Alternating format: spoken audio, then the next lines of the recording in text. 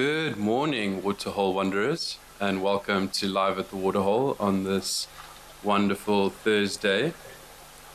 It's Thursday morning over here, 11 o'clock in South Africa. So we're starting today at Old Donyo Lodge. My name is Johan Herbst. I'm the owner of this voice, and I'll be your presenter for today. So just a quick reminder that this is a live and interactive experience. We love to hear from you, so send your comments or question through on our various social media platforms, as you can see on the screen to the left.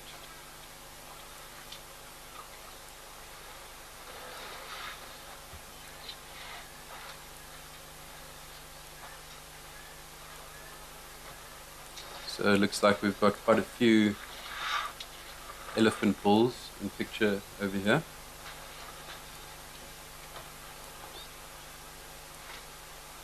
This waterhole is looking a lot smaller than what I'm used to. It's been almost a month since I last joined you all.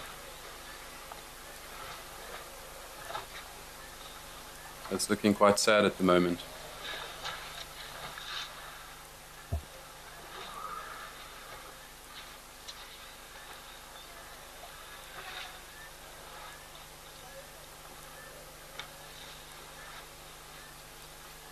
So Banter Rat says, happy Thirsty Thursday. And a very happy Thirsty Thursday to you too, Banter Rat, wherever you are tuning in from. It's definitely a very thirsty Thursday for these Ellies in picture. And I've just noticed now the one elephant swaying his trunk back and forth. Looks like he's got a bit of an injury on his trunk. Perhaps his trunk got caught in a snare. It does look rather uncomfortable.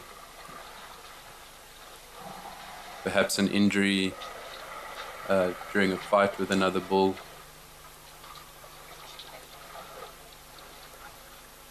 But I have seen it a few times that elephants they get caught in these snares, or their trunks at least, or their legs get caught in these snares, which are actually put out for bushmeat poaching.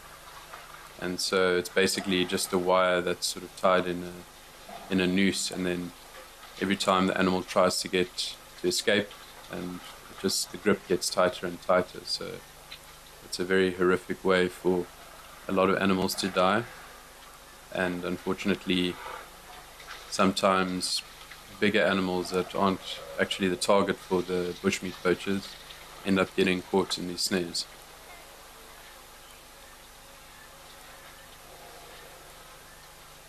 So Chili is asking, do I have any plans for the festive season? And so Chili, I have some family visiting from Australia. All three of my sisters live in Perth, and they're coming to visit me. And also my wife's sister is coming to visit from the UK. So we're going to have a nice festive celebration.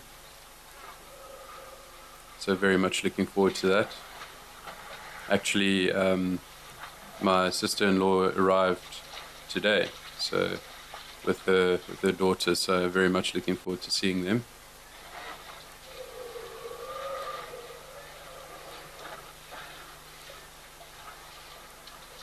So Mill is asking, is there a dominant elephant over a waterhole? So definitely the bigger and stronger elephants would get preference when it comes to drinking. And I've seen often they tend to bully the smaller ellies and other animals away if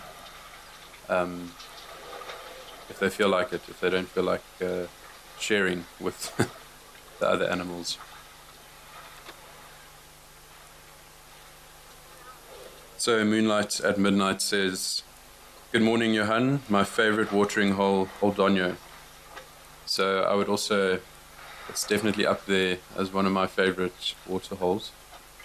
I think it's very seldom that there's no activity at this particular waterhole, so that's always a treat, and especially when you can see Mount Kilimanjaro in the distance.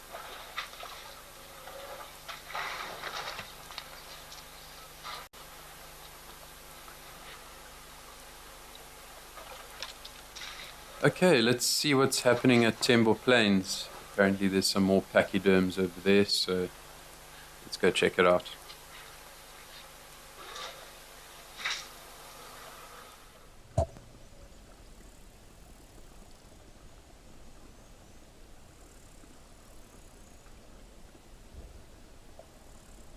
Okay, so looks like we've got a pod of hippo over here in Tembo Plains in Zimbabwe.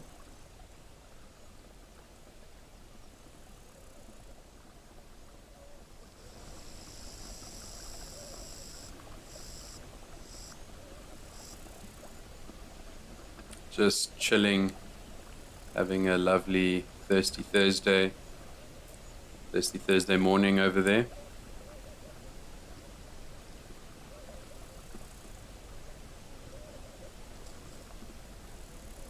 So Christine Campfield says beautiful Ellies, obviously referring to the Ellies we saw at Old Donyo. So thanks for your comment there, Christine Campfield.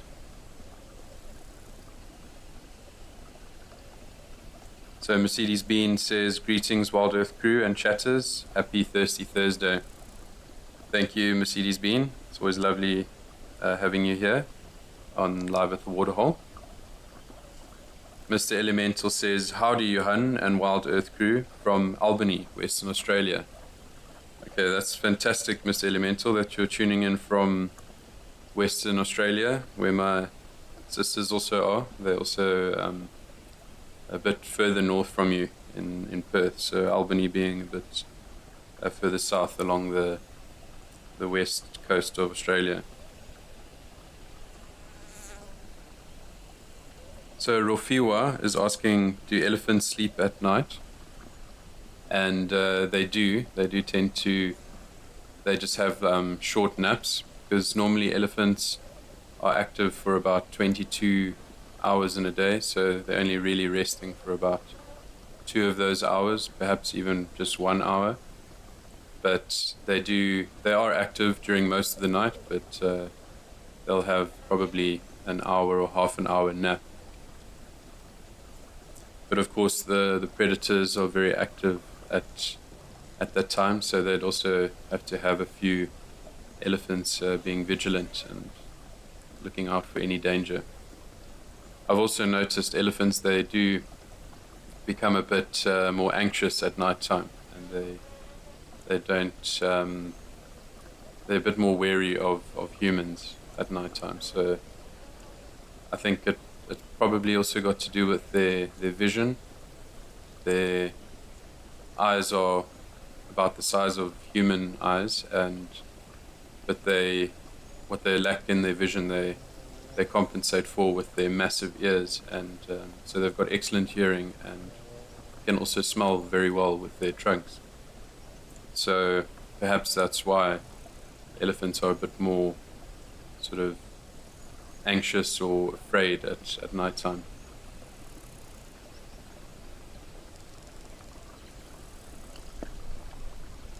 So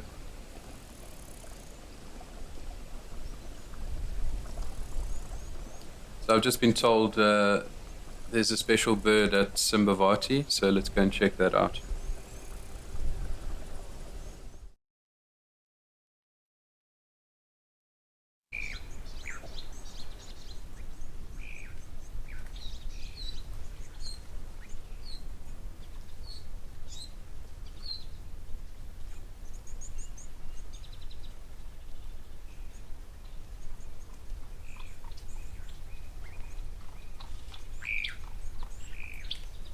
Okay, it looks like we've got a knob-billed duck over here in picture. They're in Simbavati in the Klasteri, which is also not too far from Hoedspruit, my old stomping ground.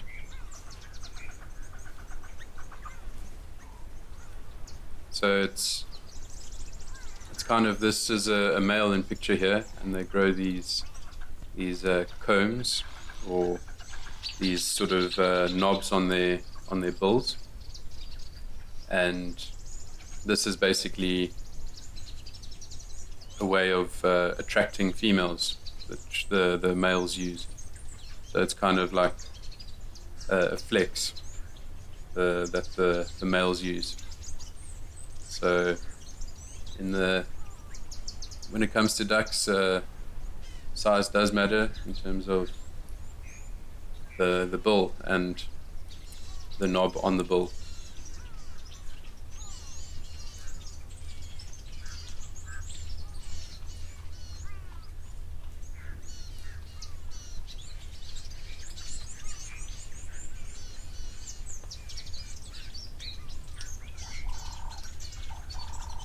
So Snazzy Fries is asking, is it true that hippos bounce in the water instead of running? So that they do bounce in the water, and but they do.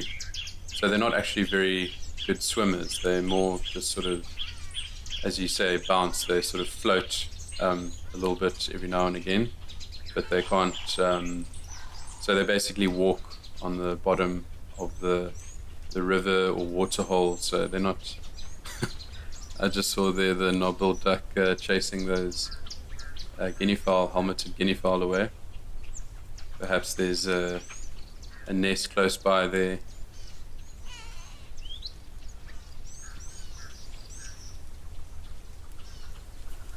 But sorry, to go back to your question, Snazzy Fries. So yes, they tend to walk and bounce on the bottom of a watering hole or dam or river.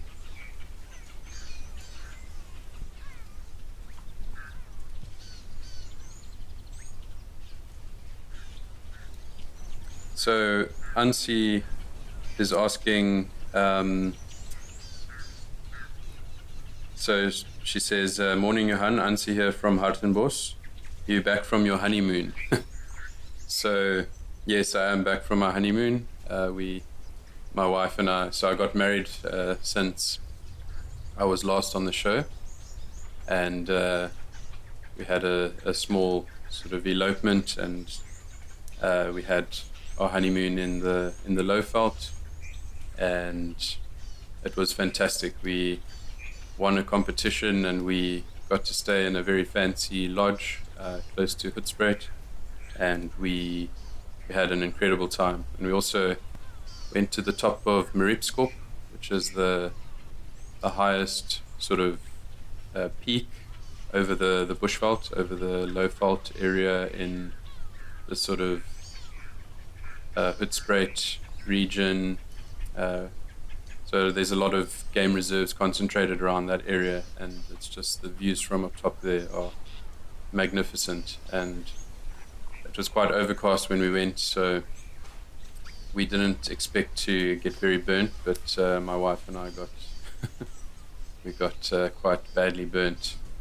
You don't think that when it's cold and overcast that you'd get sunburnt, but let that be a lesson to all of us that we must definitely put on sunscreen during this festive season, especially if you're in Africa. This UV doesn't mess around. So yeah, thank you, Ansi. We are back in Cape Town, and we had a wonderful time. Thank you for asking.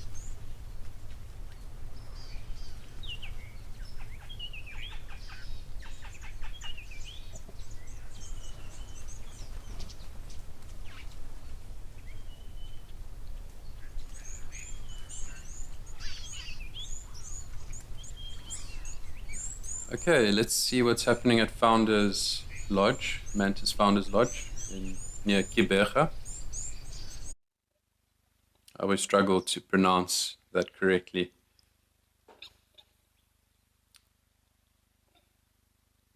Okay, so we've got a warthog in picture here and an Egyptian goose floating merrily past the camera.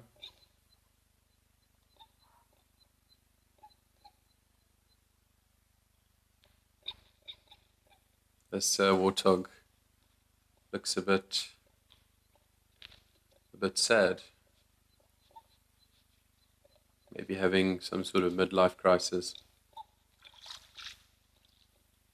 But now just using that rock over there as a bit of a scratching post.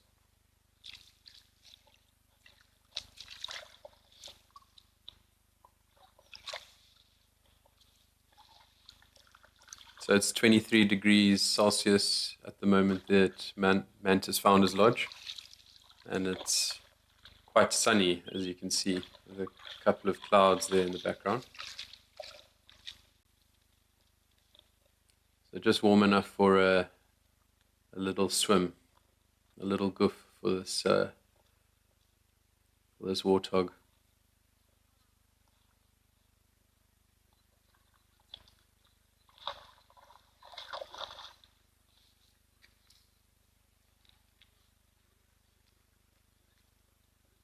See how they bend their knees to get closer to the water to drink.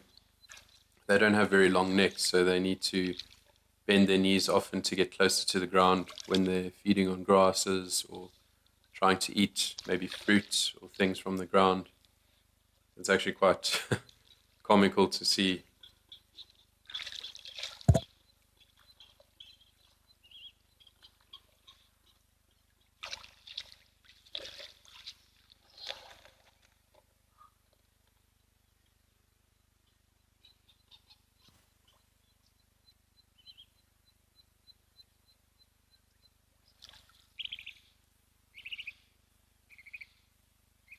So Kelsey is asking about the knob-billed duck. And so the question is the knob more likely a product of sexual selection, social signaling, or physiological function? So it's a bit of a combination of all of the above, except maybe not so much physiological function. I don't think that it has a use outside of attracting females and maybe signaling to the rest of the ducks that he is sexually mature and ready to mate, or has very strong genes. So I hope that answers your question, Kelsey.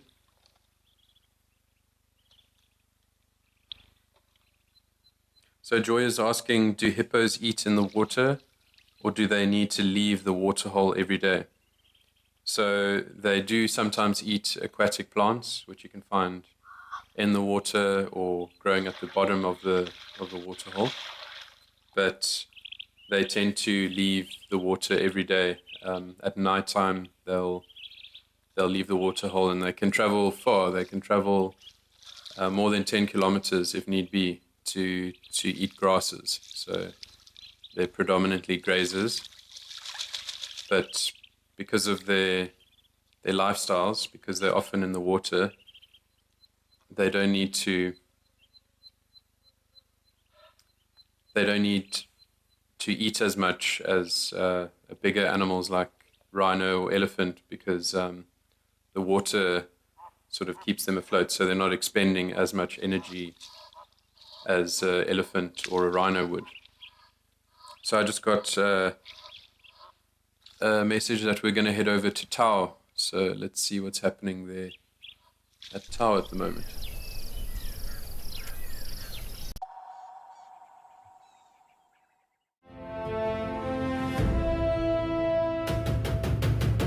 Oh, yes, there's a leopard. I've got a leopard here. My name is Cedric, and behind the camera with me we've got Muscles and Paul. Well, it is Feline Friday.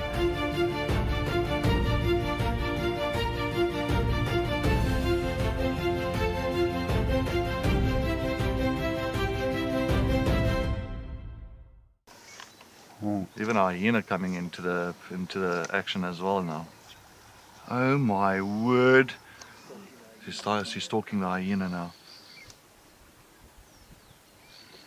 Leopard, hyena, lion, all together in one shot. Oh! Whoa! This is action-packed.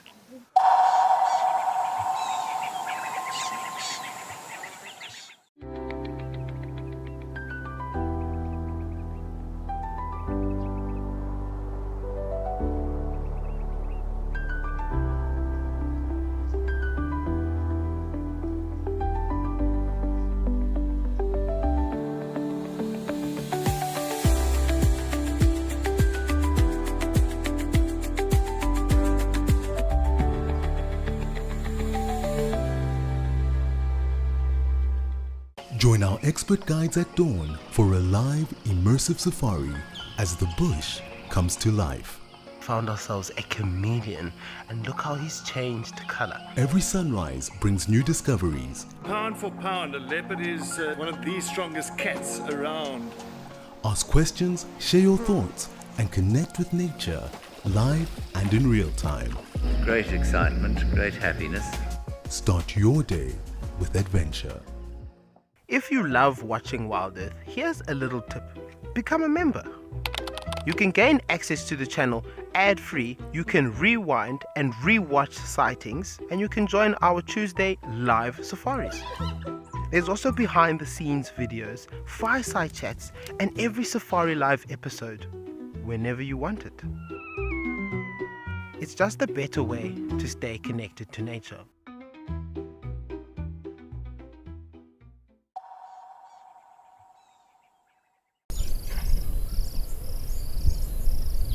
So Rolo is asking, why are hippos disproportionately dangerous to humans compared to other predators?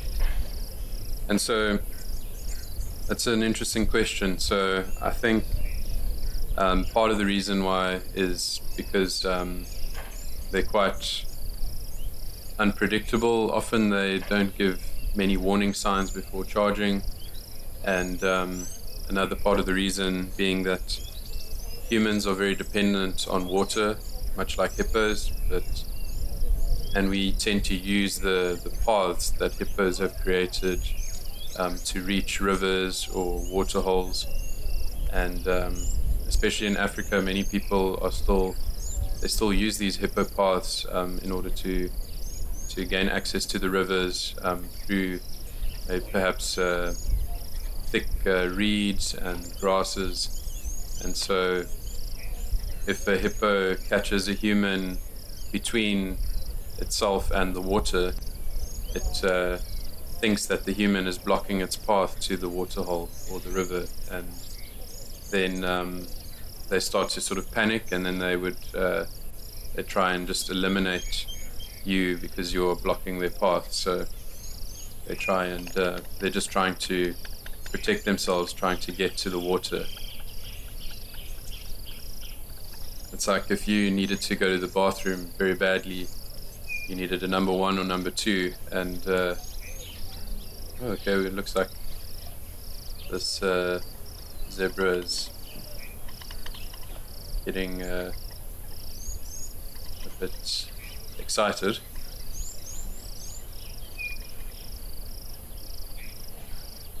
So if you can imagine, if you want to run to the toilet and your brother or sister or your partner or whoever starts to block your path, you need to wee really badly, you'll want to push them out of the way. And so yeah, you can imagine it something like that. So I hope that answers your question, Rolo. I think because a lot of people still fish for their subsistence, so they need to fish to survive, and so they use these paths, these hippo paths, and then they tend to block the hippo from gaining access to the water.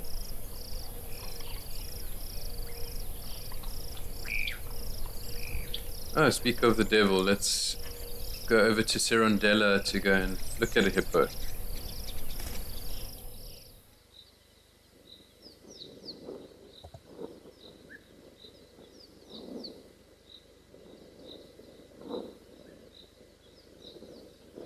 Okay, so we were just talking about you, Mr. Hippo. I say Mr. because generally the males tend to be solitary if they're not with a group of females. So hippos have harems. So you have a dominant male that oversees a group of females and protects them. And so they're extremely territorial. That's also part of the reason why they are so dangerous to humans. It doesn't take much for them to attack whatever is threatening their sort of territory or their survival. So they have harems, and so those males that don't have harems will tend to be alone. So it looks like this guy doesn't have females to mate with, so he's on his own for now. Maybe one day he'll be big enough to fight another male hippo for his territory.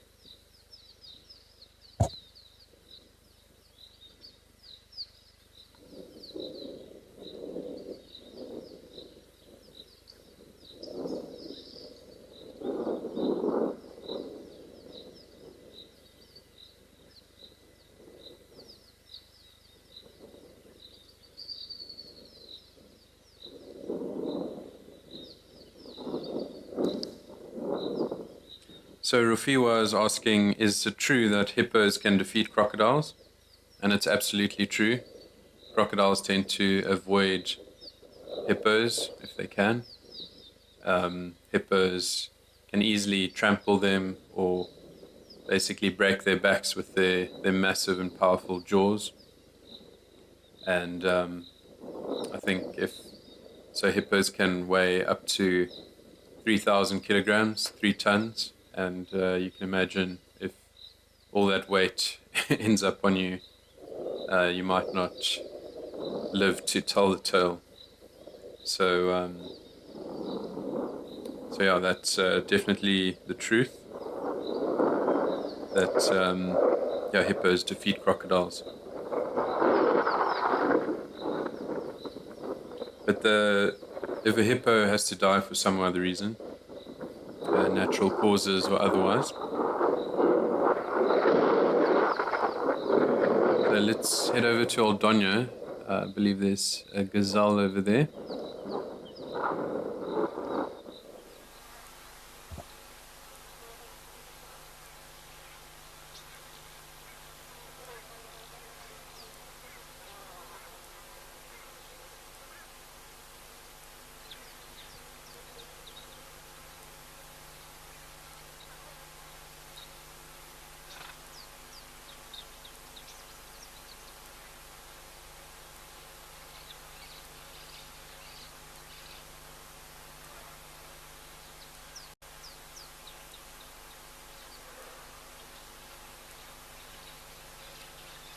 Okay, so it looks like we've got a gazelle here. I'm not sure which particular gazelle it is. It must be either the Grant's or Thompson's gazelle, but maybe one of you can tell me, could enlighten me as to which gazelle this is, because I've only guided here in South Africa, and so I'm not too familiar with so we mostly have the most common species over here of antelope is impala, especially in the bushveld, and then in the Northern Cape and Western Cape you get springbok, which are the sort of the staple diet of many predators.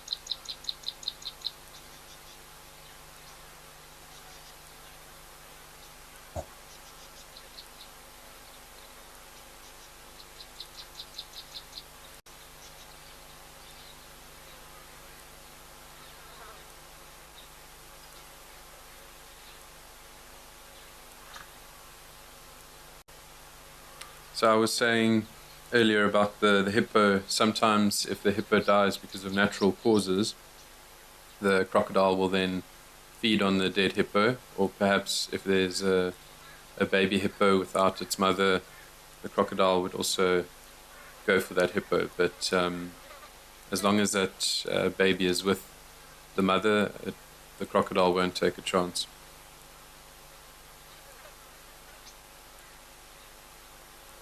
So Teresa says, Teresa 4773 says that 80% of the sun's rays come through the clouds.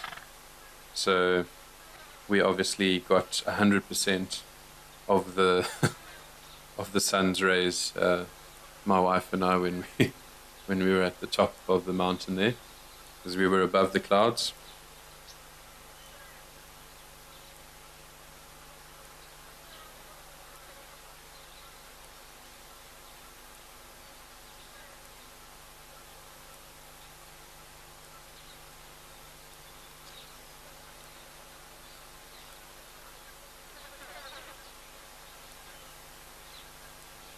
So Snazzy Fries is asking, is there a purpose to the mane on a zebra? So that's an interesting question, and I do know that it's an indication for humans as to the health of zebras. So if the mane is upright, then it means the zebra is healthy, and then if it's wilting, then that means the zebra is sick or malnourished, because you can't actually tell by looking at their stomachs whether they are healthy or not, because they've got a specific digestive system which creates a lot of gas, so they're hindgut fermenters, and so this type of digestion causes their stomachs to bloat because of all of the gases. So that can't be an indication of the health of the zebra. So they've got a fatty layer on the back of their necks which props the hair upright, and so if they're, as I mentioned, malnourished or sick, that fat tends to go away or be used, and so they will then the hair then begins to wilt.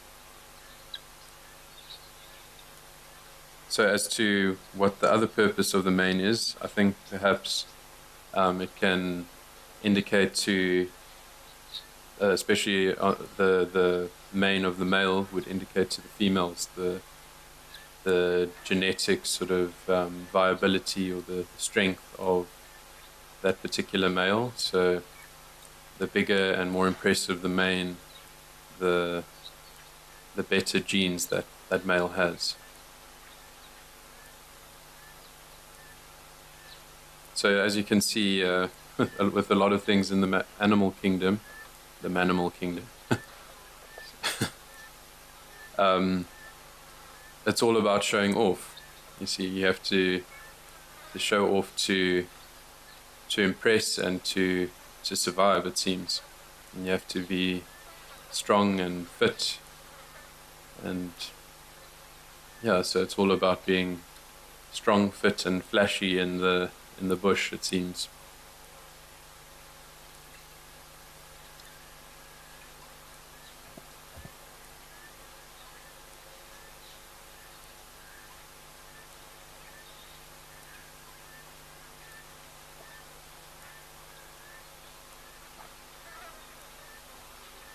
So I've just been told there's some vervet monkeys at the Serengeti Explorer, so let's go and check that out.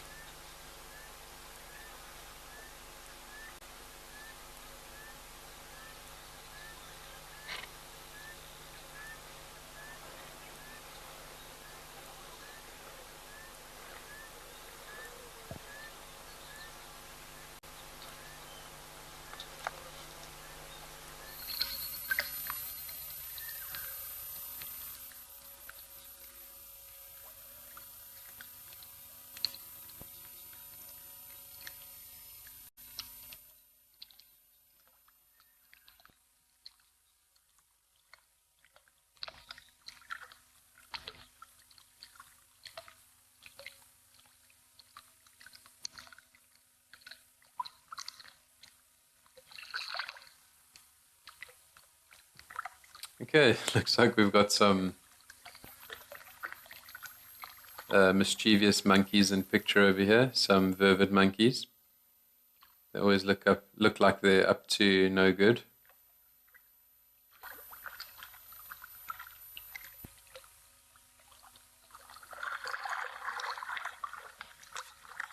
It's quite interesting. You can see their faces are very black, and then they've got a sort of white outline around their face.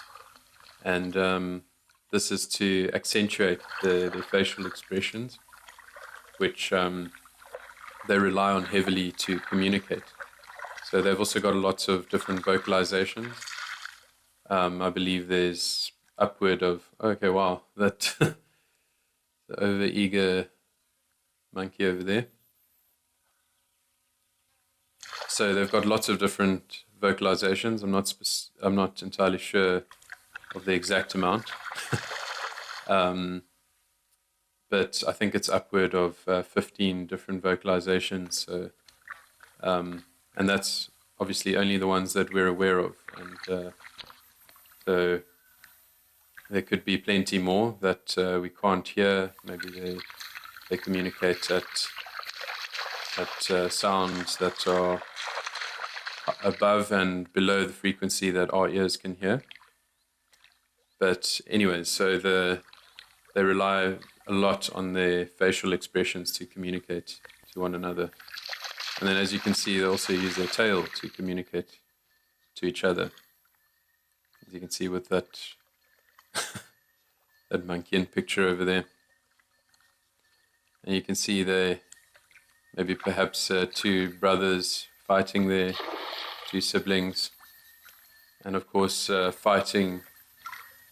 fighting when they're young is very important for developing those muscles and the skills which they need to defend themselves against perhaps a predator or another male or another competitor.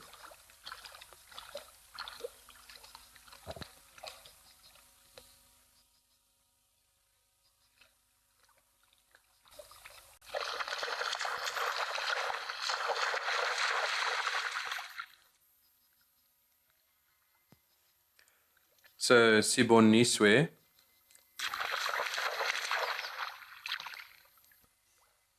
I hope I'm saying your name correctly. So you say, my dad got me into Wild Earth, and it has been great learning a lot more about our local wildlife as a native of Bushbuck Ridge. Love the show. That's lovely to hear that Wild Earth has been a great source of knowledge for you, and it's been a huge source of joy and knowledge for me too. So I'm also learning loads as we go along, and it's lovely to hear that you're from Bushbuck Ridge, close to Hoedspruit, my old stomping ground. So I was actually recently there in Acornhoek to do some shopping on our way to Mariepskop. So it's always lovely to hear when people come from your sort of hometown. Although it's not my hometown anymore, but yeah, it's Hoedspruit and that Lowveld area is definitely always very close to my heart. So Bree says, thank you Wild Earth for this nice viewing. So the Zoomies and the team and the directors are doing a fantastic job of showing us where all the fun is happening and all the great sightings. So it's always a pleasure working with everyone.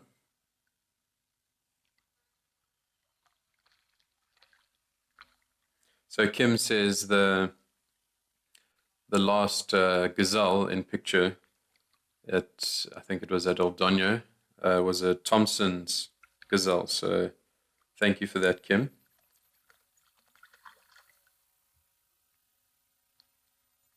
But Melanistic Marble says that that gazelle is handsome, and they'd guess that it's a Grant's gazelle. So I'll have to look back at the show and just confirm which gazelle it is.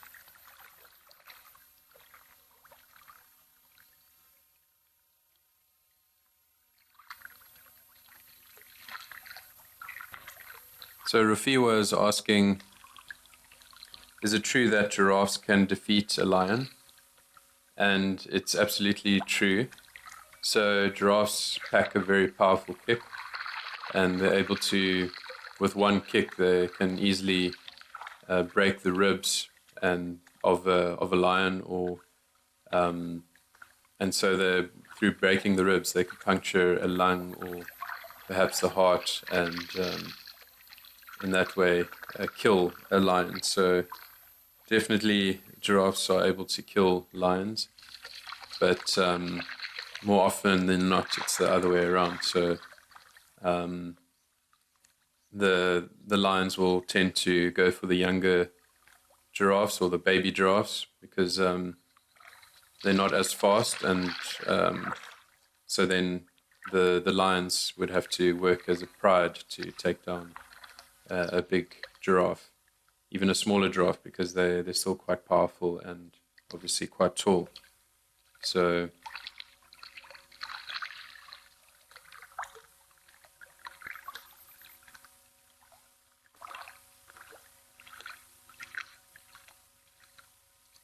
yeah, definitely giraffe are able, even zebra could potentially kill a lion if they hit them or kick them in the right way.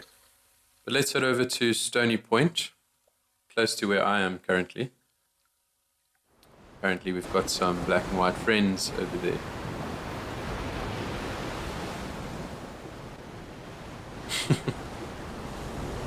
Aren't these just the most wonderful creatures, the penguins? So we are now at Stony Point, close to Betty's Bay, which is about an hour and a half's drive from Cape Town. And we've got an African penguin in the picture, also called the jackass penguin, because it sounds a lot like a donkey when it brays, when it falls.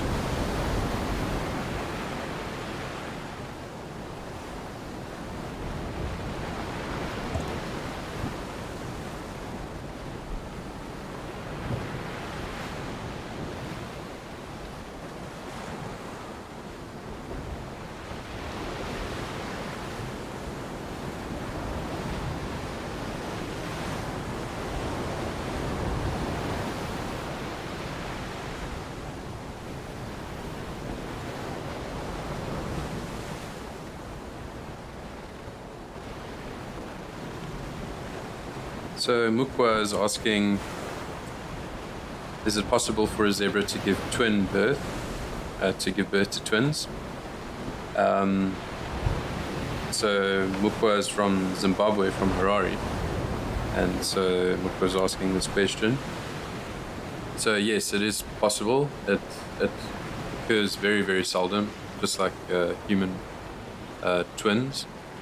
So it only occurs in under 1% of all births, so it's a very rare occurrence. But yes, zebra they are able to give birth to twins.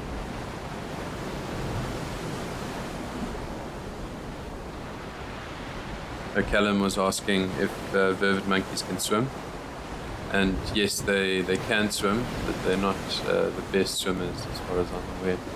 But yeah, they are able to swim.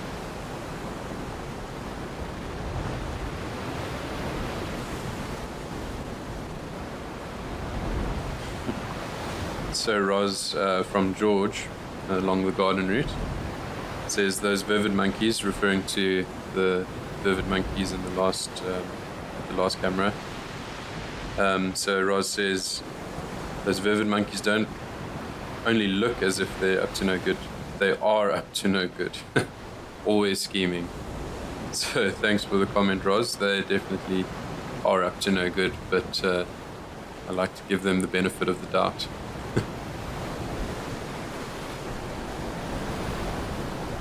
So Tanaka is saying that they love wildlife and they're very glad to learn more about the surrounding nature.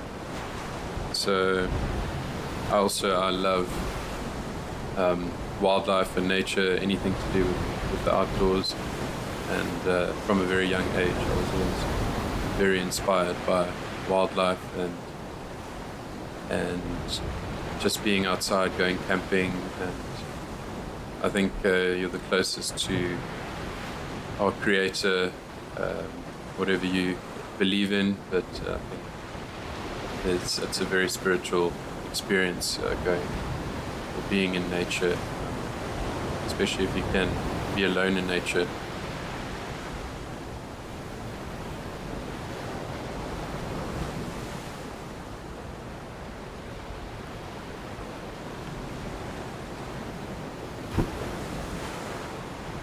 So I believe we've got some of our pachyderm friends at Founders Lodge.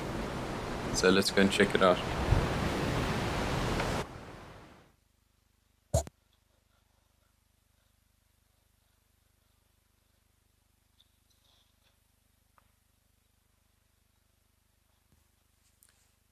Okay, so we've got a couple of rhinoceros, rhinoceroses in picture.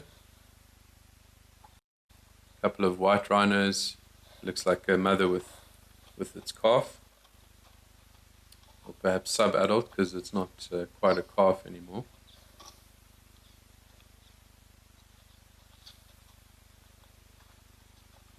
And they're just beautiful.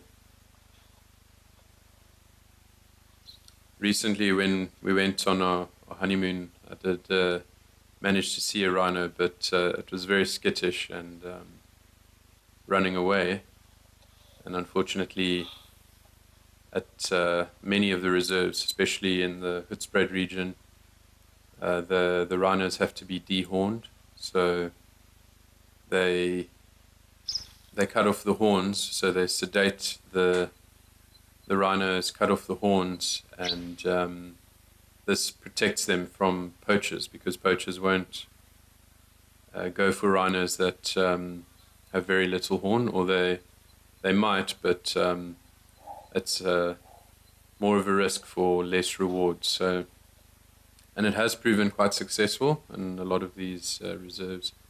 So it is an unfortunate thing, but it is obviously very stressful for the rhinos, because about every, depending on which reserve you speak to or which place you go to, they anywhere between 6 months to 2 years they tend to dehorn the rhinos, because those horns can actually grow back quite quickly. So they obviously, when the whole process of dehorning them, they're obviously sedated, so they get tranquilized, and basically the horn gets then cut off, and it either gets destroyed, or some places tend to hold on to the horn. But it is up for debate, and it's not a debate which I'm going to get into right now, but so yeah, some reserves tend to keep the horn to then, if perhaps one day the selling of the horn gets legalized, it will then add value to the reserve, as they could use a lot of that money for conservation to put back into conserving thousands of other animals. So, but anyways, it's not a debate that I'm going to get into, and but I just feel very much for the rhinos, because it's very stressful when they get darted, and of course they have to be chased by helicopters so that they can be located and then darted, because it's not easy on foot or in a vehicle to locate the rhino first of all, and then to chase it, because these rhinos are incredibly quick and they're able to get through thicket, which most vehicles and humans aren't able to access. So yes, that was my little ramble. Go on tangents every now and again.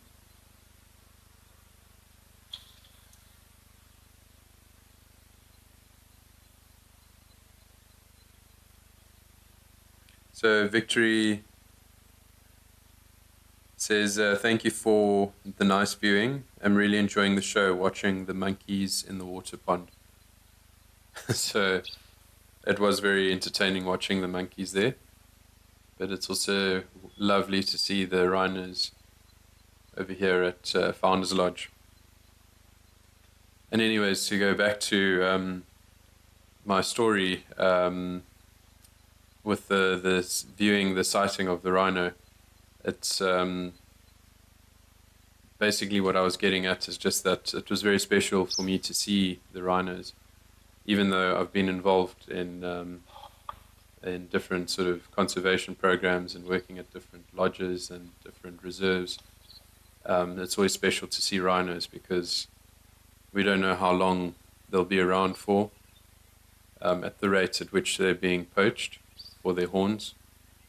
So I just think it's always such a privilege to be able to see them, especially in their natural habitat.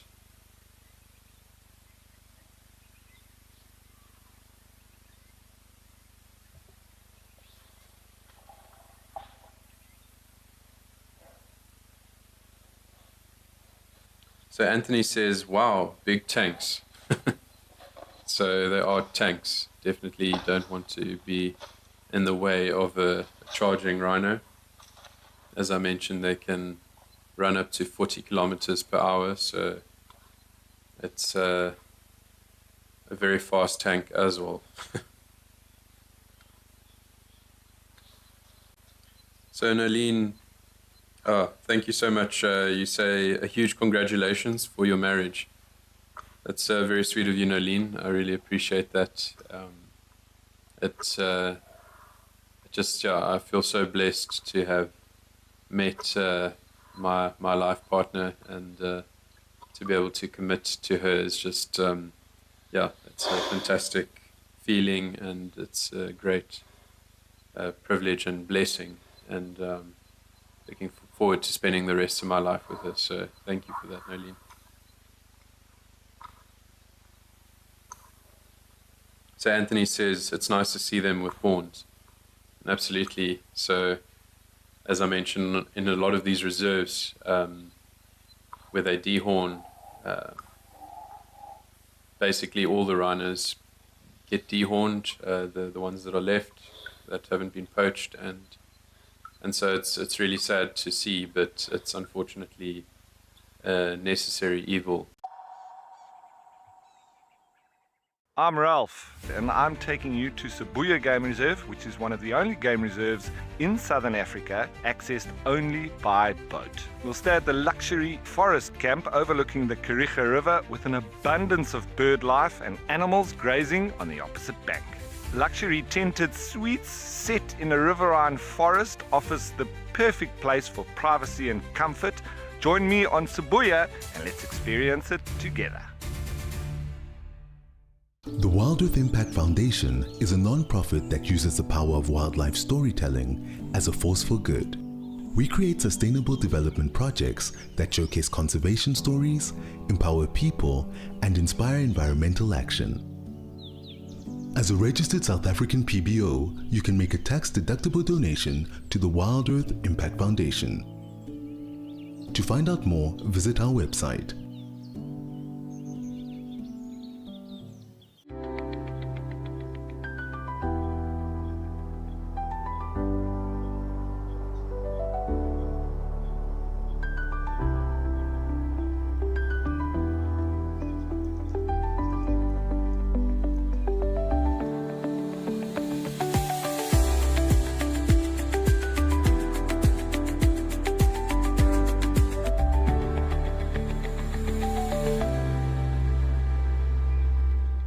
Join our expert guides at dawn for a live, immersive safari as the bush comes to life.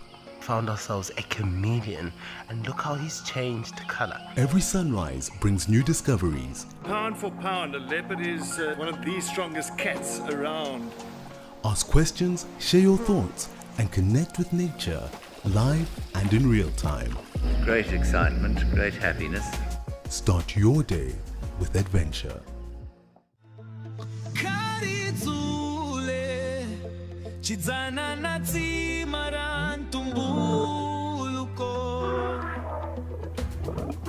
lovukazi ya xitsundzuxo hosi ya rhumela. How cool is this?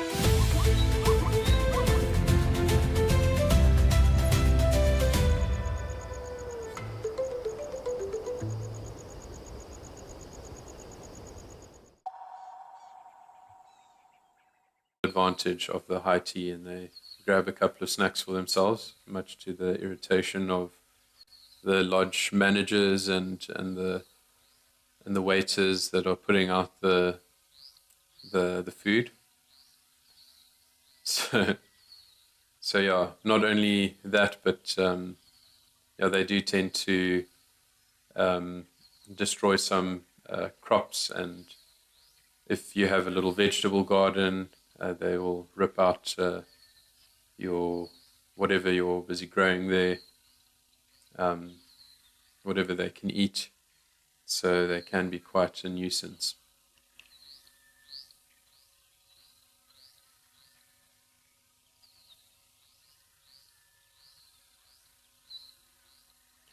So Melanistic Marble says, we had a close-up of the rhino horn the other day, Johan.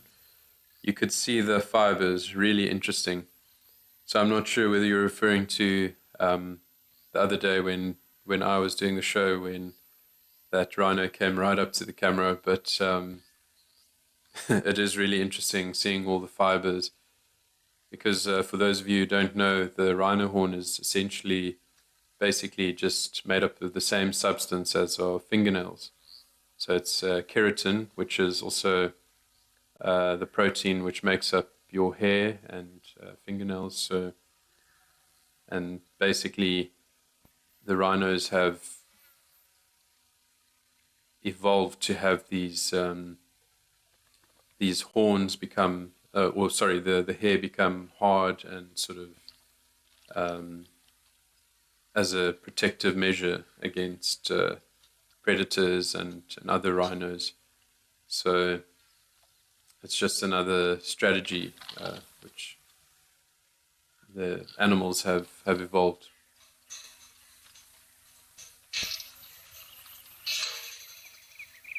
So please do keep those questions and comments coming. I can't believe it's already been an hour, and the amount of questions and comments have been fantastic. So I very much appreciate everyone tuning in and asking all the interesting questions and all the lovely comments. Look at this naughty monkey over here. Look like I have no idea what they're up to and what their thinking is, but as who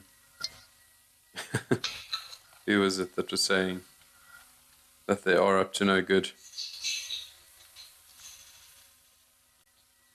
So Roz from George was saying that they are up to no good. It just looks like they're just looking for any way that they can just be a nuisance and be naughty.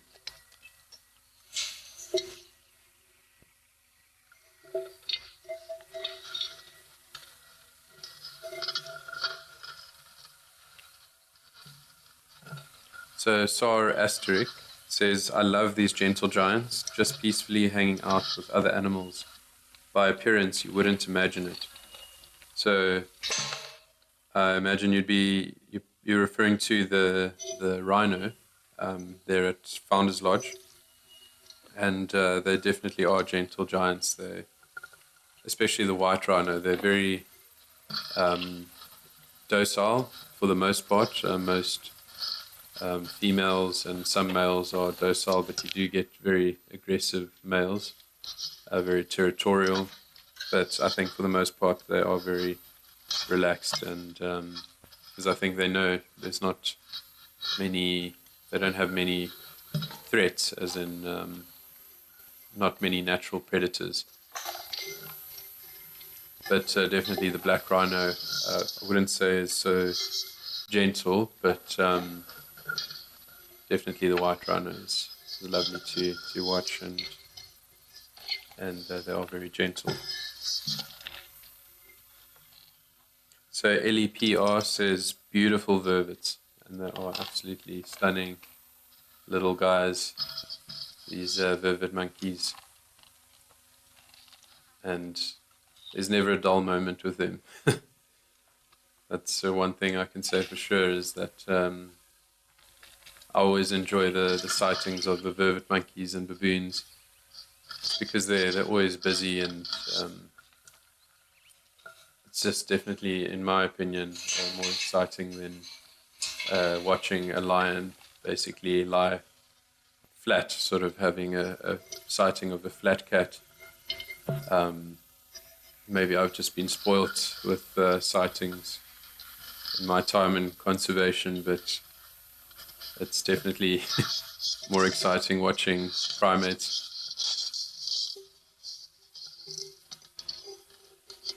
Okay, so let's go and check out what's happening at Old Donyo. Perhaps some other animals.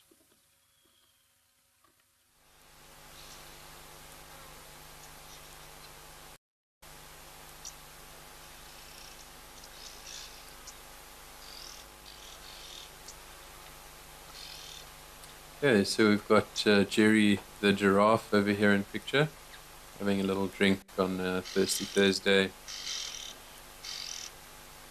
And what is that on? Is there a growth?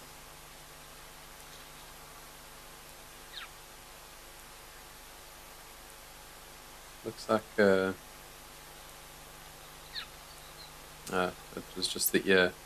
So this male giraffe they've got quite a large sort of knob on their forehead, and it's basically a means to protect their eyes when they're fighting. So the males they throw their necks around, their weight around when they're fighting, and so their heads take quite a lot of blows when they're fighting, and so those knobs, it's basically just part of their skull that then protects their eyes, and it's also just another sort of weapon, I guess, when they're fighting. So that knob can also cause some damage when they swing their necks to hit the other giraffe.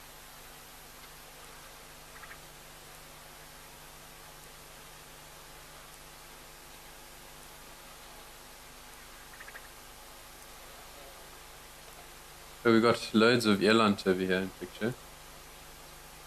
So they're just such magnificent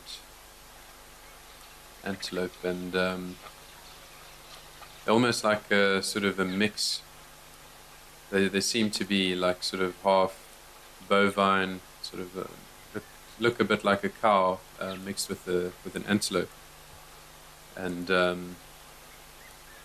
but they are antelope, and they do have 4-chambered stomachs, so they're also very efficient at digesting their food. So much like cows and giraffe, they have the 4-chambered stomachs.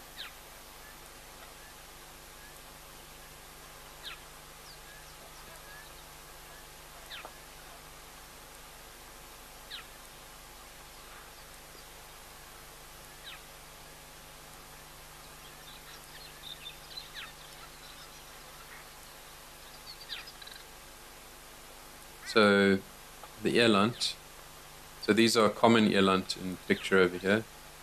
You also get the Lord Derby eland, which is found in Western and Central Africa, and they're slightly taller and slightly bigger than these common eland, or southern eland is another name for the common eland. And so these eland that we have in picture, they're found mostly in southern Africa and in East Africa.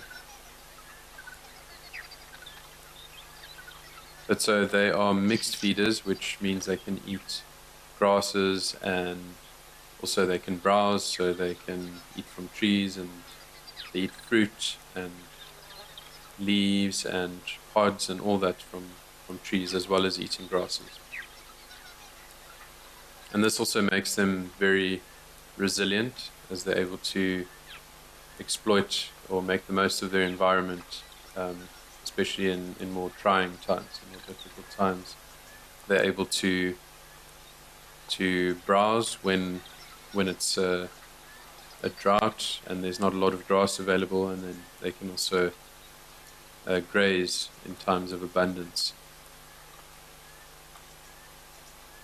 And so it's actually incredible that these eland, they're also able to survive in very arid environments, in the sort of Nama desert and in the Kalahari. So they're very, very resilient antelope.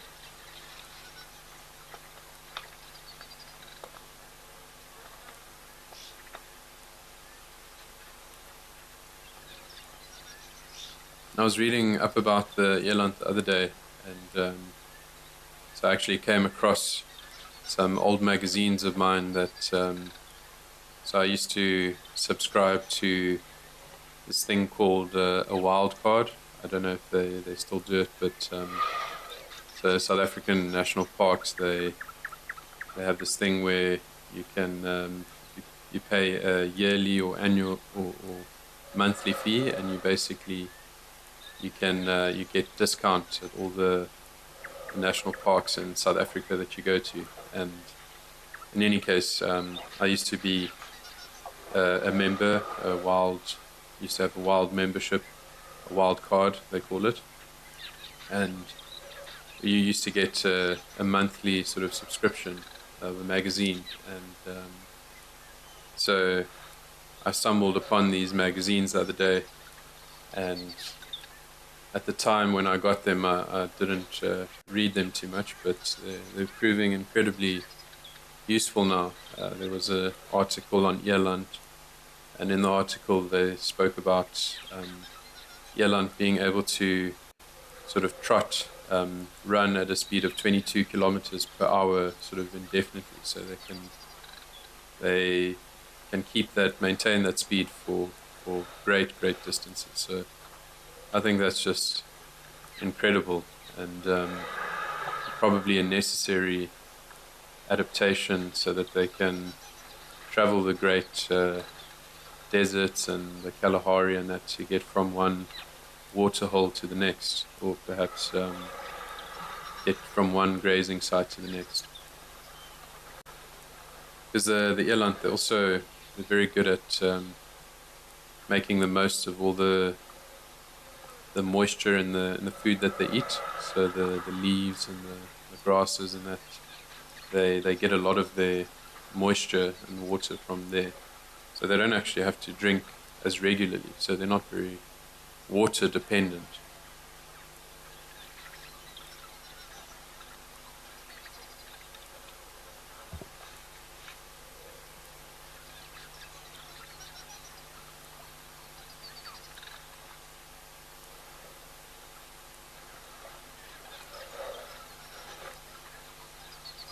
So LEPR is saying, as long as the monkeys stay away from the cam equipment, all's good.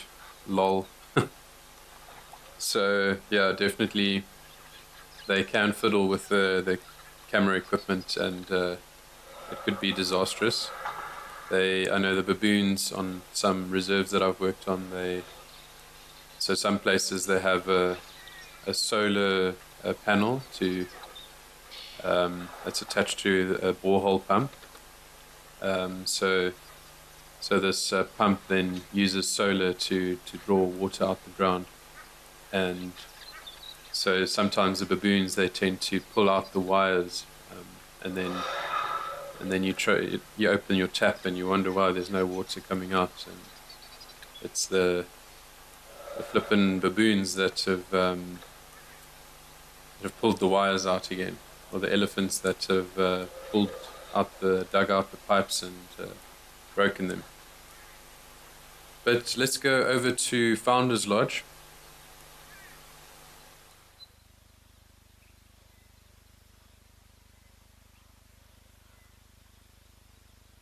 There we go. Stunning picture of a white rhino.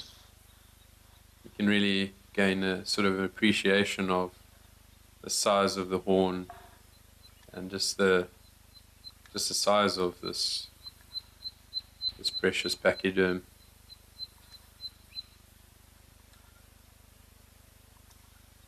You can see they sort of suck up the water. They don't drink like we do. They sort of just have a sucking mechanism in their mouth.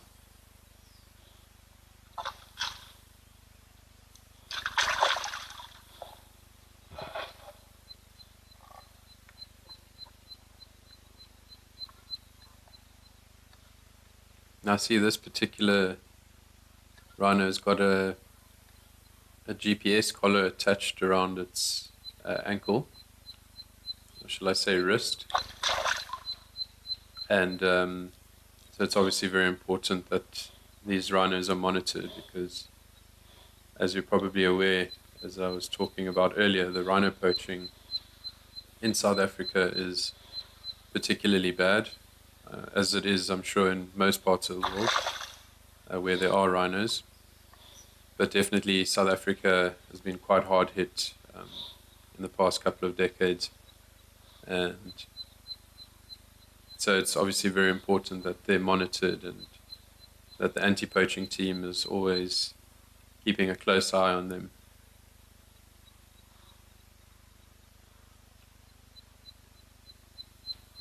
So Wild at Heart says, yes, Johan, they still do the wild cards for South Africans. So that's good to know.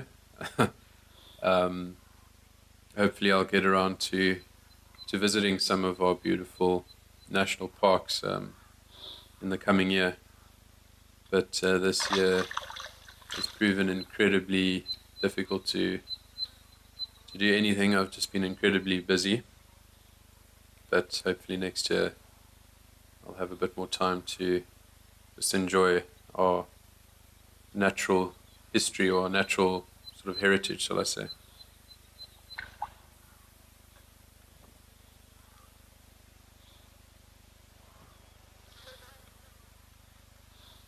So Roz and George says, at a local game park, 6 rhinos came charging up to the game vehicle. Sounded like thunder, but all good, stood feeding calmly next to us, within touching distance. So that's Roz from George. So that must have been quite terrifying, hearing those rhinos come charging to the vehicle. Yeah, perhaps those rhinos are used to the vehicles, and maybe at one stage the vehicle was used to put out feed for the rhinos. If perhaps I'm not sure what reserve or game park that is, but yeah, maybe that's the sort of only logical thing that I could think of, why the rhinos came charging to the vehicle and then just stood feeding calmly next to the vehicle. So, but yeah, that must have been an incredible sensation, that all those big animals just coming barreling down towards the vehicle.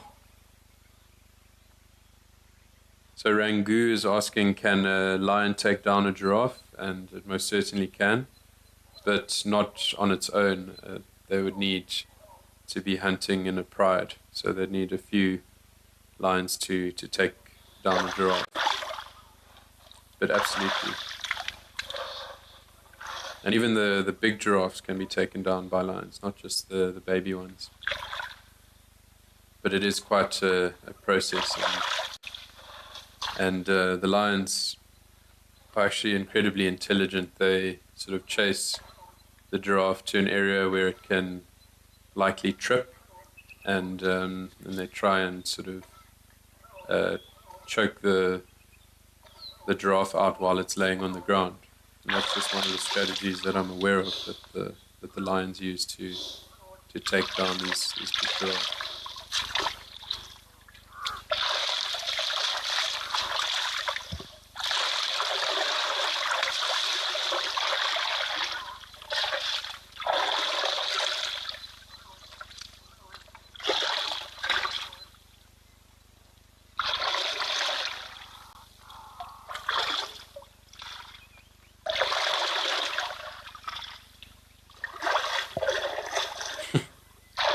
There's a beautiful close-up of our white rhino friend. There you can get a nice appreciation of the drooping heads of the white rhino. Almost seems as if they don't really have much of a neck. It's just body, body, body, and then head. There you can see a close-up of that fibrous horn and the very wrinkly skin. And so rhino, much like elephants, they've got this very wrinkly skin, and so this is in order to create a high surface area to volume ratio, so there's more area for the heat to dissipate from. So it allows for the rhino to cool off easier than if it was just a flat skin.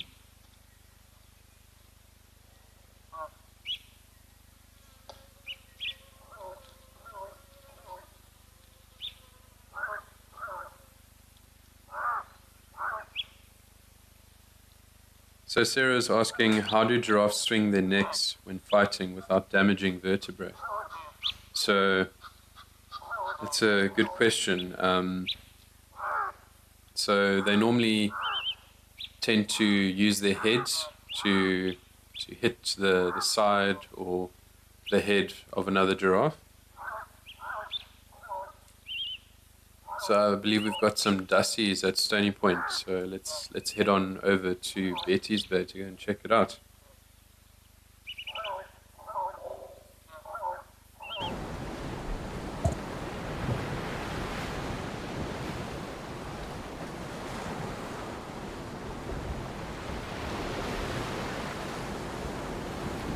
Okay, it looks like we've got two Dussies in the picture.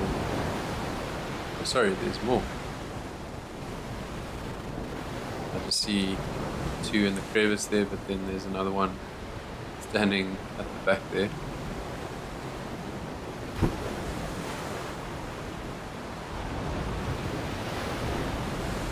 It's a very beautiful day at Stony Point, very sunny day, 20 degrees Celsius. A lovely day for a nice swim in the ocean. So these Dussies will be capitalizing on the sunshine. So they're busy sunning themselves, getting rid of all those ectoparasites, all the ticks and fleas and all of that. They would naturally have a lot of fleas and ticks and that because of where they live, because they live in these rock crevices, and they basically, to warm each other up, they sleep on top of one another in like a pile of fluff, like a dusty pile of hair, of cuteness.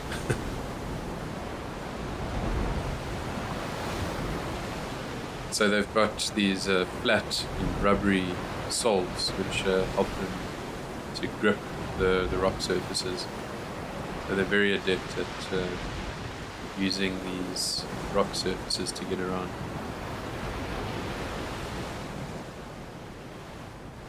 And so they love these rocky outcrops, and so they use these crevices and that as shelters against rain, harsh weather conditions. And so you can find them almost any area in Africa where there's sort of rocky outcrop, or so they're basically found all the way from Cape Town through to Kruger National Park in South Africa, but then you can even go further all the way up to the Middle East, and you can find these rock hyraxes located there as well.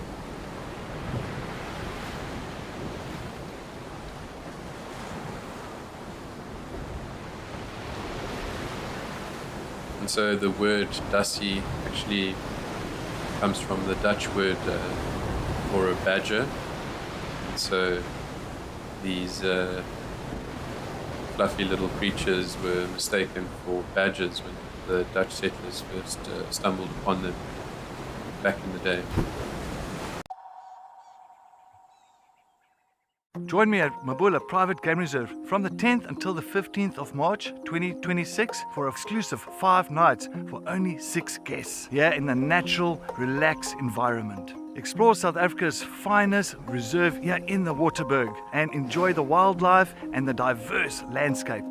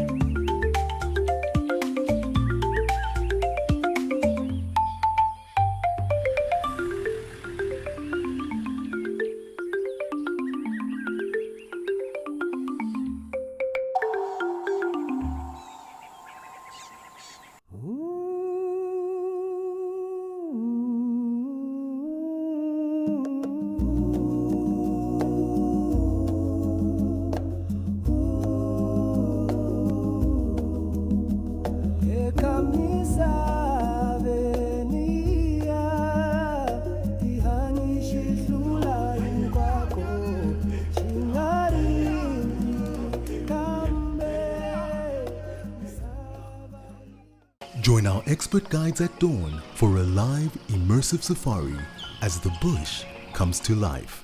Found ourselves a chameleon, and look how he's changed color. Every sunrise brings new discoveries. Pound for pound, a leopard is one of the strongest cats around.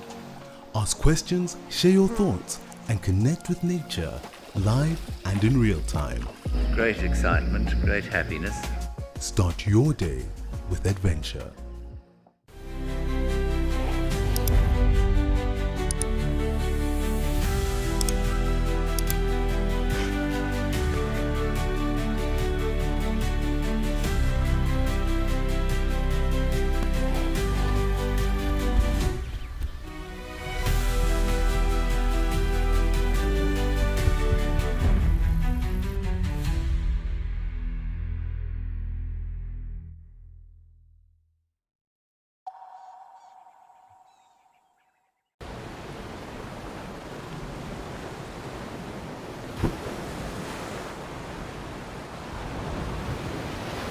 So I was busy explaining so Sarah was asking how do giraffes swing their necks when fighting without damaging vertebrae. And so they have the same number of vertebrae that humans have, so also 7, but they are much, much larger than ours. So you can imagine a giraffe which can weigh 1,500 kilograms and be up to more than 5 meters tall. You can imagine how big those vertebrae are, and so they're able to withstand a lot more impact, so they're naturally reinforced and stronger than our vertebrae. So I hope that answers your question, Sarah.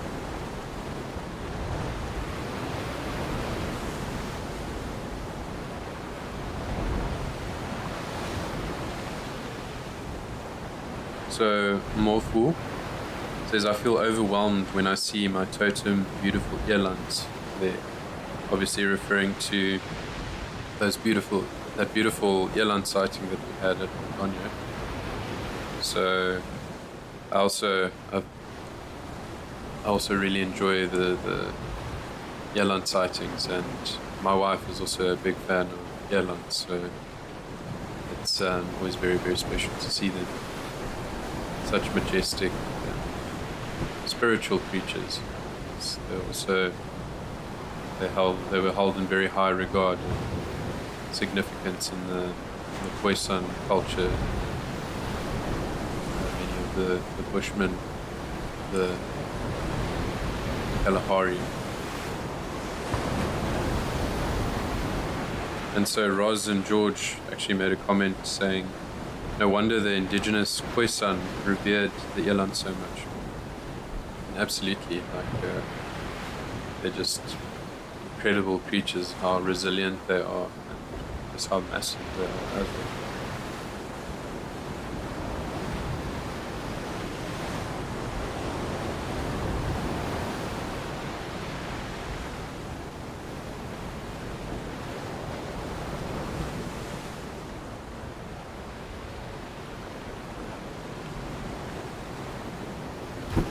Okay, let's go and see what's happening at Tau. There's some zebra over there. At Madikwe, in the northwest province of South Africa.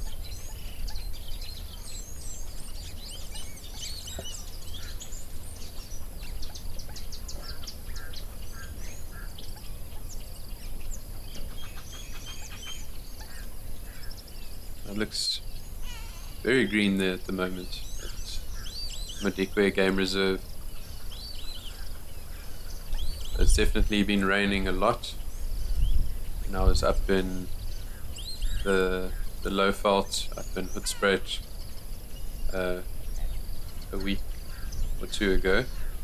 It was also raining a little bit, and even in Gauteng, in Joburg and Pretoria, it was raining cats and dogs. So we're definitely experiencing a bit of a La Nina sort of cycle or phase in the cycle. So definitely in a wetter period, it would seem, in South Africa or Southern Africa. So receiving a lot of rain, and it's just wonderful for the animals or the wildlife.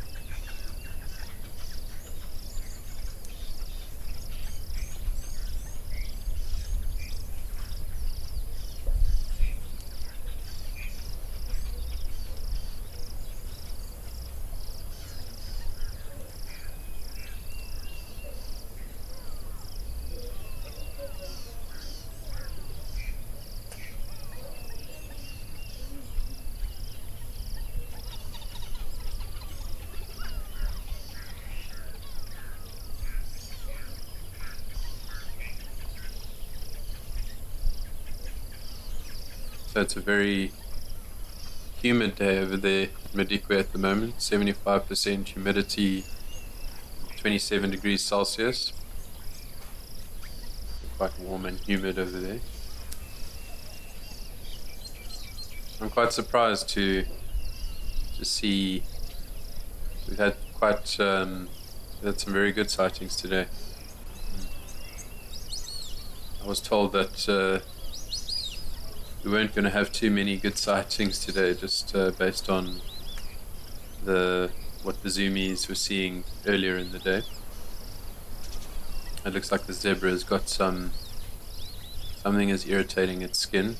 Perhaps there's a tick or something that's digging into its flesh.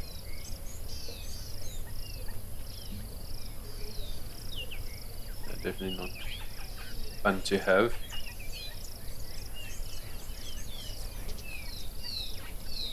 So Bree is asking what the difference is between a leopard and a cheetah. So that's a very good question. So let's start with the legs. So cheetahs have longer legs, which is more suited to their hunting strategy of chasing their prey down, because cheetah are the fastest living land mammals, so they're able to reach speeds of up to 112 kilometers per hour, or that's what has been recorded. Some say 120 kilometers per hour, but they can't maintain the speed for very long. But so they've got much longer legs for their hunting strategy, whereas the leopard has shorter legs because they're more ambush predators. They sort of wait until their prey gets close enough, and then they will pounce or give a quick burst and try and catch their prey that way. And also it's better suited, the leopard's legs, for climbing trees and for hoisting their prey up trees. And then second of all, if you look at the spots of a leopard, you'll see that we actually refer to them as rosettes. So it's like three or two black dots that surround a sort of a rusty brownish sort of color in the middle. And so cheetah just have plain black spots, and then the cheetahs, they also have those black markings that run down from the middle, or sort of the side of their eye, down to the side of their mouths, and we call those sort of tear markings, and that is unique to the cheetah. And so those are believed to be an adaptation for hunting during the day, because the cheetahs are diurnal, so they hunt during the day, whereas the leopard are nocturnal generally, so they hunt at night time. So those markings prevent the glare from getting into the eyes of the cheetah.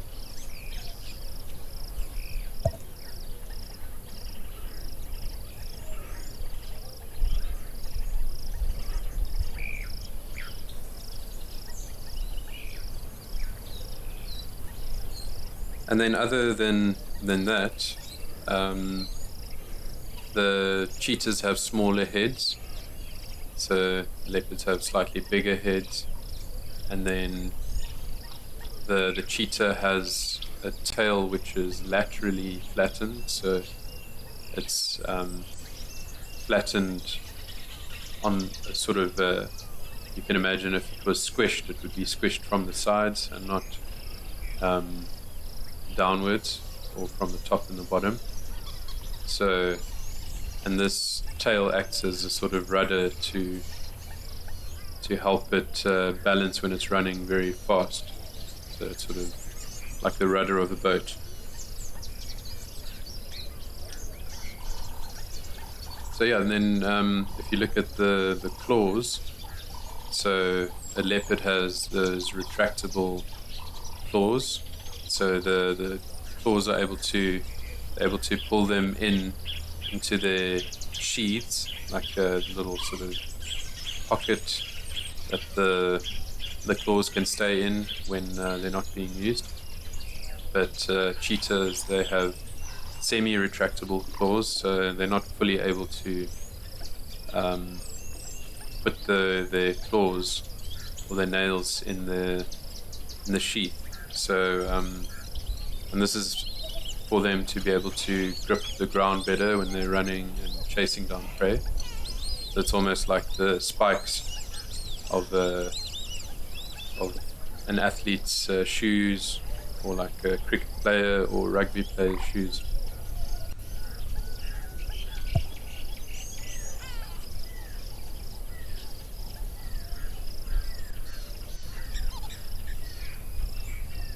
Okay, let's go and check out what's happening at the Masai Mara. I believe there's an elephant in picture.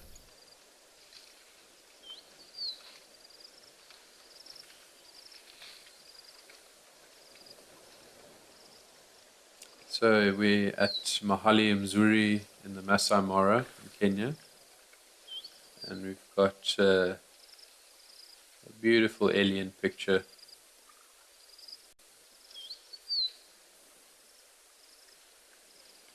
And you can also see those wrinkles, as I mentioned.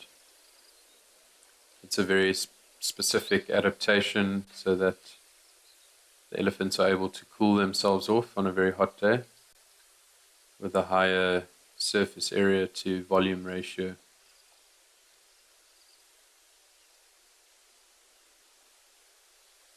So Ronald is asking me if I've been to the Mara, and no, I haven't, Ronald. I would absolutely love to go there. There's actually a lot of Africa which I would love to visit, which I haven't yet. I've only actually been to Lesotho and to Swaziland, and I've been to Namibia, and I've driven through Botswana, but not actually stayed in Botswana. But I would absolutely love to go and visit the Masai Mara.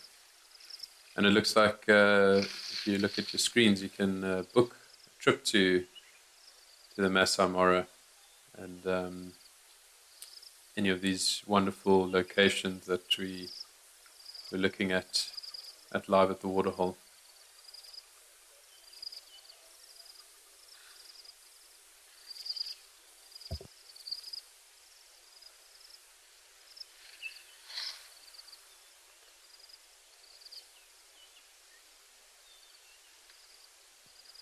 So Molly is asking me what is on my bucket list for traveling, and I've said this before on the show, but I would love to visit Mana pools in northern Zimbabwe, and I'd definitely love to visit Namibia again, to go to Etosha, and I would love to visit the Okavango Delta and Wangi National Park in Zimbabwe. So there's just so many stunning places in Southern Africa and East Africa. We're actually just so spoiled for choice over here. But of course, a lot of these destinations are not within the budget of most South Africans, unless you camp or you can stay in some sort of more affordable accommodation. But generally, it tends to be just without the out of the average South African's budget. But yeah, those are just some of the places that I'd love to visit. But yeah, share with me what are some of the places you would love to visit. What is on your bucket list? So thanks for the question, Molly.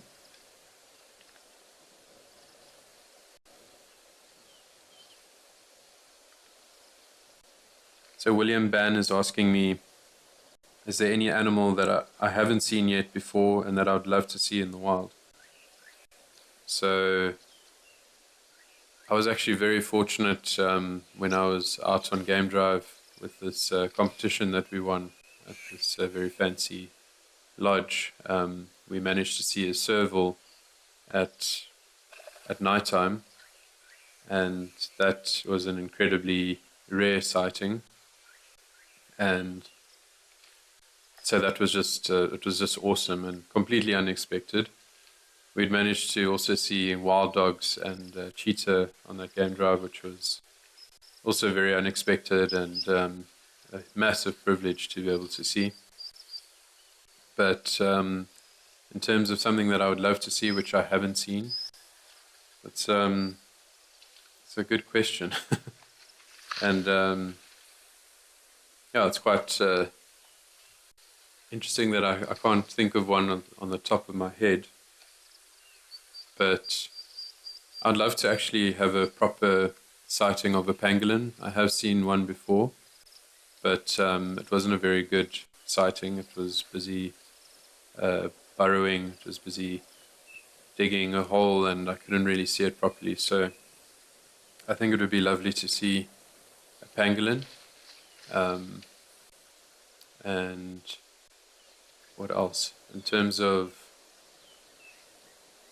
birds, so I'm quite a big birder myself, and there's definitely quite a few birds that I would love to see.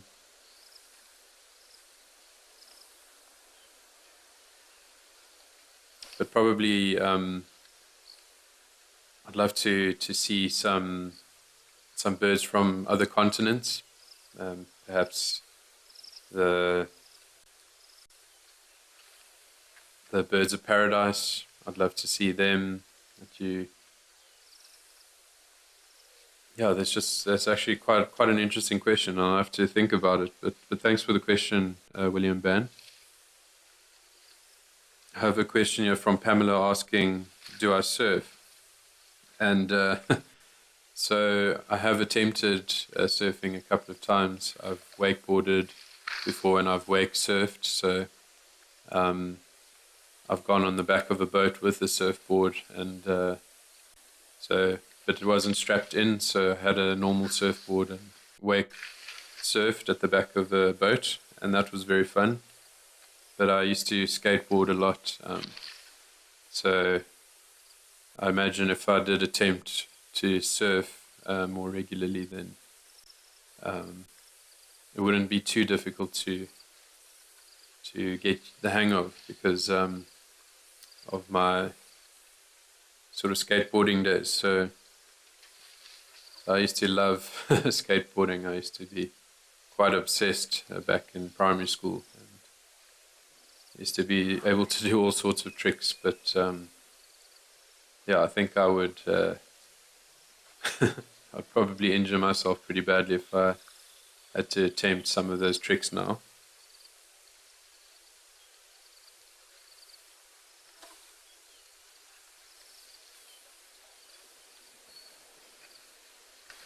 So Kelly says some of her bucket list destinations would be, well, in Africa would be the Delta, so the Okavango Delta, Namibia, and then in Europe it would be Tuscany, so they're in Italy. So I think those are some awesome destinations, and I can definitely highly recommend Namibia. A very well-run country, and as far as I know, and there's just some incredible wildlife to see there as well. So Mbali is asking, are night drives dangerous?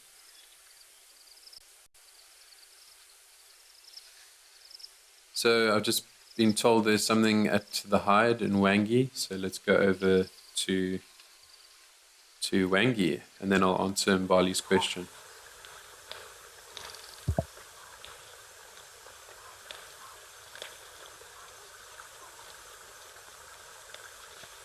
Okay, looks like we've got some lovely impalas in picture. I just think they're absolutely beautiful antelope. Got a group of females over here. I wonder where the male is, because they also have harems like the hippo. So a dominant male with a group of females, and they're young.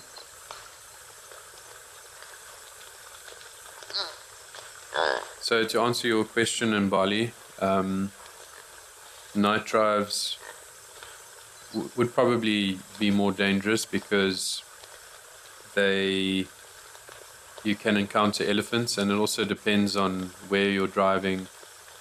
And I was mentioning earlier that elephants they're a bit more anxious, and at nighttime they can also be more bold, and they're more likely to defend themselves and attack at nighttime.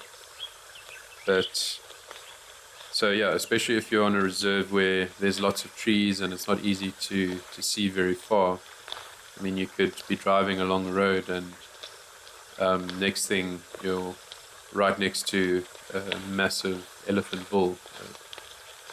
Let's say, for argument's sake, 6-ton elephant bull, and I mean, the elephant could easily just sort of quickly move in one direction and knock the car over. And so I think I don't want to scare anyone from doing a night drive, but if I had to answer your question honestly, I think yes, night drives are a bit more dangerous, but I think that's only really in terms of elephant encounters, or maybe black rhino.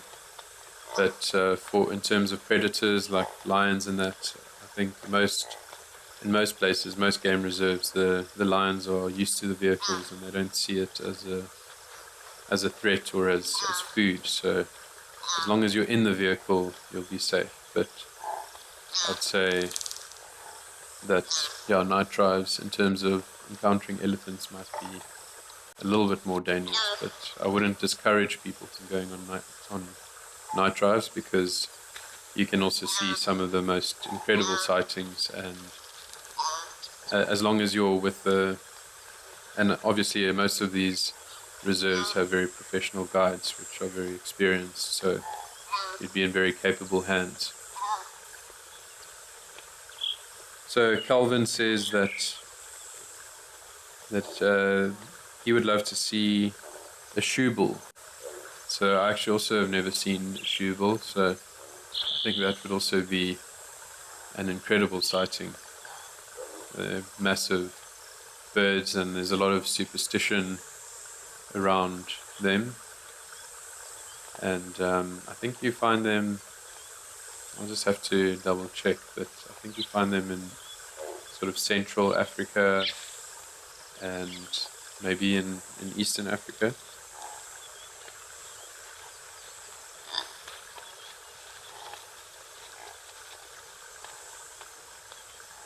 So Eric,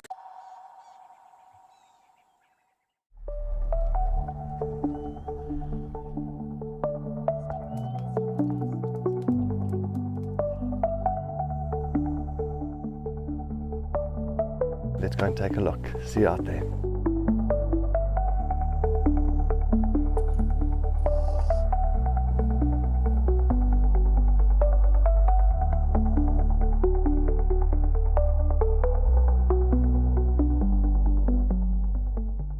At Wild Earth, we believe every story has the power to create change.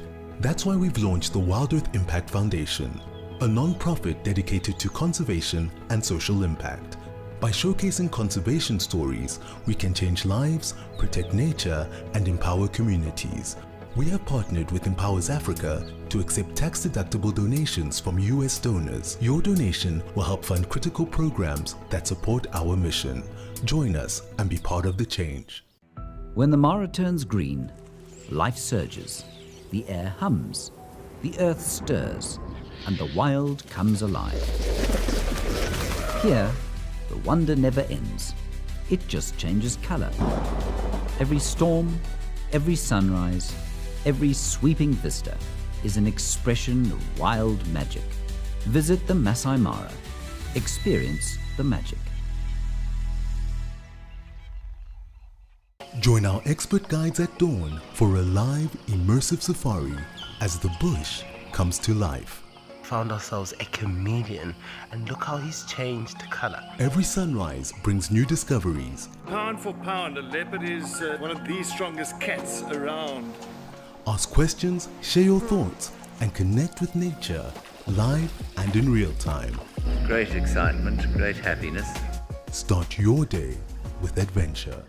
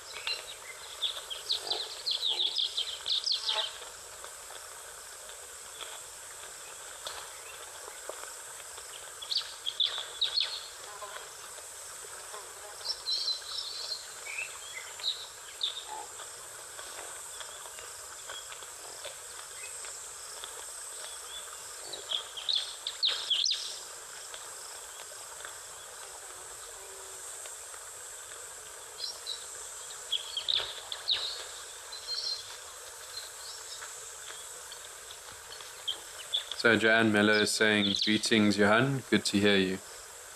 So thank you very much, Joanne Mello. It's great to be here again, and I'm very very happy with how the show went so far, and yeah, I'm just very excited to, well, every time to be on the show and to have discussions with all of you. So thanks for your comment, Joanne.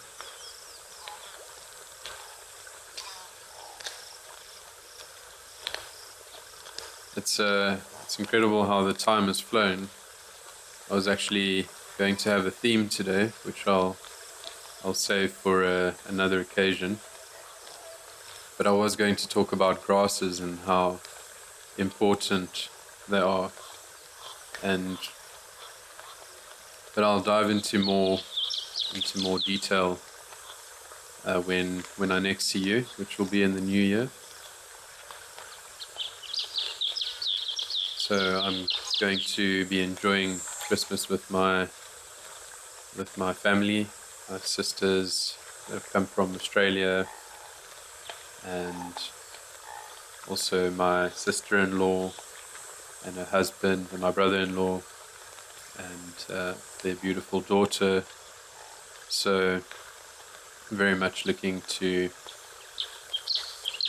just having a great festive season and eating loads and just doing all the fun things and just having laughs and good times.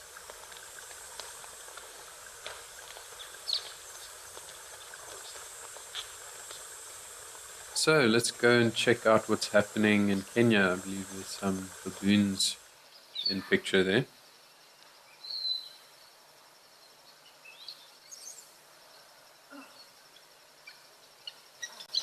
So we're at Tortillas Camp now in Kenya. So I think this is a new camera for me. I don't think I've seen this camera before, but nonetheless we've got a troop of baboons. It looks like there's a very little baba over there with that baboon. And you see when the baboon, when they're walking with the babies, normally the baby hangs onto the stomach. Sometimes you'll find that they catch a ride on the backs of the mother.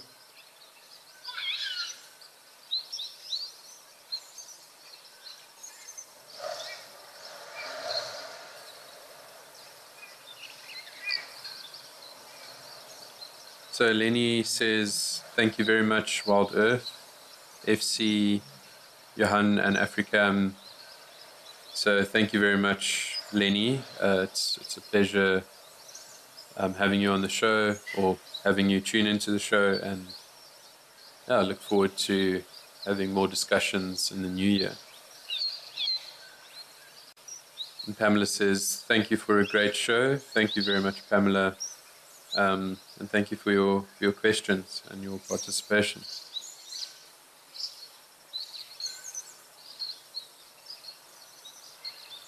So Moonlight at Midnight says, thank you, Johan, for a great morning, very informative as usual.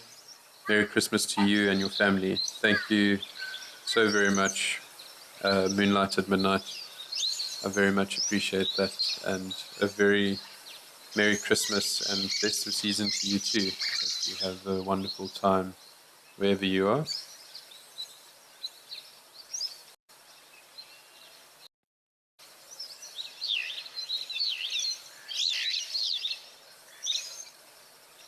I believe we've got some vultures at Victoria Falls, so let's go and check that out.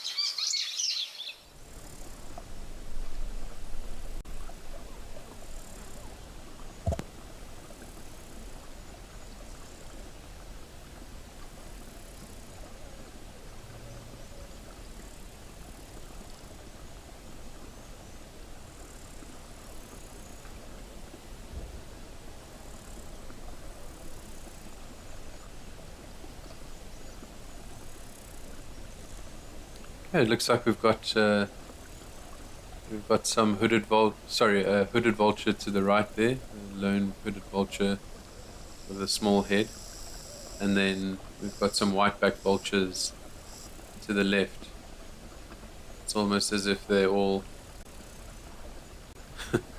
The hooded vulture is the only one on that side of the little sort of barricade. And all the whiteback vultures are on the left.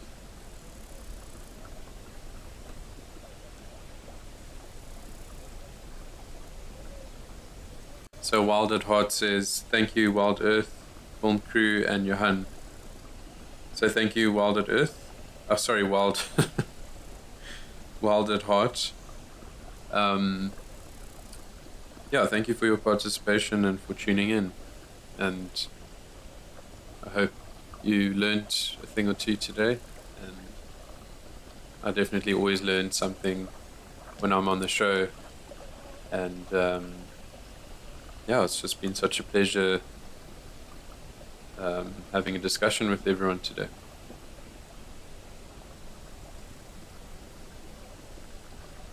And as I was mentioning, I would have wanted to, or at least I prepared for the more quiet moments when there weren't any questions or comments coming through. So I had a theme planned, which was grasses. So it's actually something that many people tend to overlook, and people don't realize just how crucial grasses are to our survival and to animal survival, and how important they are in shaping the earth and creating a habitable environment for us all.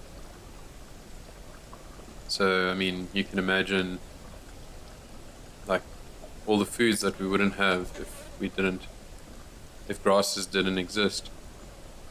Like, we wouldn't have bread, we wouldn't have corn, we wouldn't have barley, we wouldn't have rice. So all of these carbs, all of our staple sort of foods, they all originate from grasses. So your millie crops, that's a type of grass. They belong to the family Poaceae, which is the family of grasses. So yeah, I mean, all the things that are created from grasses, like even sugar cane is a type of grass. So yeah, we wouldn't have sugars, we wouldn't have our staple diets. So millie meal and sugar and everything, that's all grasses. So you wouldn't have rum, you wouldn't have whiskey, you wouldn't have beer, you wouldn't have any of these things. So, and I mean, it's even incredibly useful in building as well, with thatch roofs and bamboo used in furniture and all sorts of things. But yeah, I think it's now heading towards the end of the show, so let me start wrapping up. But it's really been a pleasure being on the show today, and thank you all for having me. Thank you to the film crew and the Zoomies. I wish you all a very happy and festive December,